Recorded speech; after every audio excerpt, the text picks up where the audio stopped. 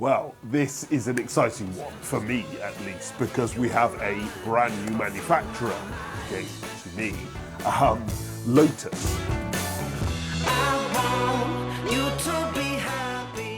Lotus are famed for their inset stoves, I believe. They're also famed for their stone-clad stoves. Believe it or not, I think they own the quarry where all of the stone comes from, which is why they make some fantastic things. The other thing that they're known for is this black glass, and we've been very kindly sent one with the black glass. The purpose of this, obviously you can get the normal standard glass, but the purpose of this is to make the flames really orangey and very, very pretty when it's burning, but also, as you can see here, turn the stove into a mirror the rest of the time when it's not being used, which does look very sleek.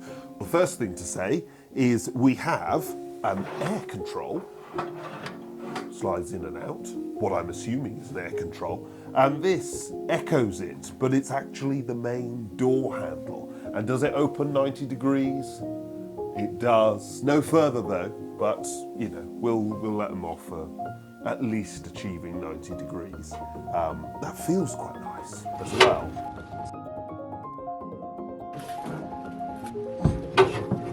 What do we get inside? First thing, we get some packaging, which I'm always a fan of. Then some very large bolts, which I imagine are for bolting the stove down or in place in doing something like that. We have 4 steel plates, which will be probably about leveling the stove up, but I will need to look deeper into it to find that out. Then we've got the screws for holding the main frame on. This is a 4-sided frame. Obviously it's slightly raised up from the floor, but many people who install these will have them raised up even further so that they almost, well, particularly with the black glass, almost become like a mirror feature in the room when it's not in use.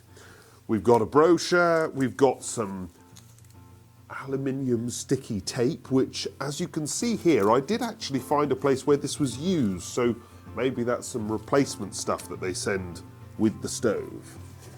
And then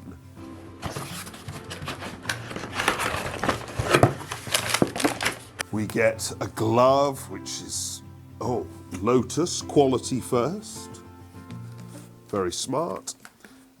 We get a bit of rope for sealing in the pipe. Again, I haven't used it, I've used my own.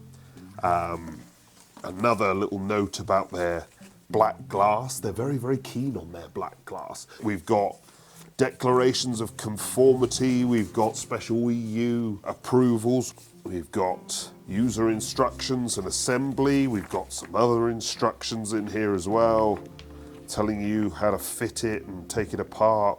Ah, yes, yeah, it does show that when you're fitting the stove, you peel off the tape that's there, put your bolts in, attach it to the floor, and then obviously reseal it in place. Then the bricks go on top, so you don't ever, I wouldn't imagine that generally you'd ever have to replace that again. I think it'd just be there for installation. This stove has no grate, so just like many other high-end Scandinavian inset stoves, it's entirely focused on wood. You know, they're bringing in air above the fuel, down the glass.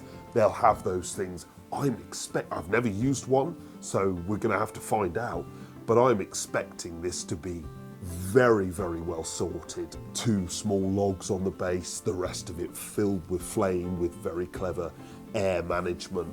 That's what I'm expecting. What do you think of that? So I don't think it looks so much like a mirror, more than, it's just like very dark, isn't it? So it looks quite sleek when it's not lit. Yes, yeah. Maybe it's because it's lower down? I don't know, I think here it's quite low down. I'm down on its level, and I can see the flowers perfectly in the glass. So if you had it a bit higher up? Yeah, I can see the hearth, I can see the floor, I can see the camera, I can see everything very, very clearly. So to me, yeah, it's quite reflective. And I noticed it's got like sort of wavy or curved fire bricks. What's the sort of reasoning behind that? Oh, good question. I mean, I think maybe it just looks a little more bespoke. Okay. But there may be a sort of... we've learned a little bit about the way they get air pressure. They're wanting to excite the air movement, and sometimes shape to the bricks can encourage that. But I don't know. I think it just looks nice, potentially. But I could be wrong there. They do optional handles as well. So I quite like these because it sort of stands out, slight contrast, and they look very, very smart. But they do black handles. They do a slightly different shape handle. I don't know whether they charge for them, but I don't imagine it's much if they do. It just is like a...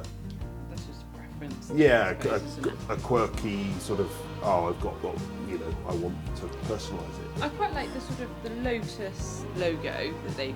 I mean, obviously, being a complete petrol head, I'm a big fan of Lotus. And so I can well imagine that having a Lotus car and a Lotus stove would be a wonderful combination. I was thinking more from a, like, it's not very, like, it's not out there, but it's like quite a nice, subtle... Oh, yes, it is. Yeah, it's very neatly done. Yeah. Yes. Yeah. Bit like Lotus cars.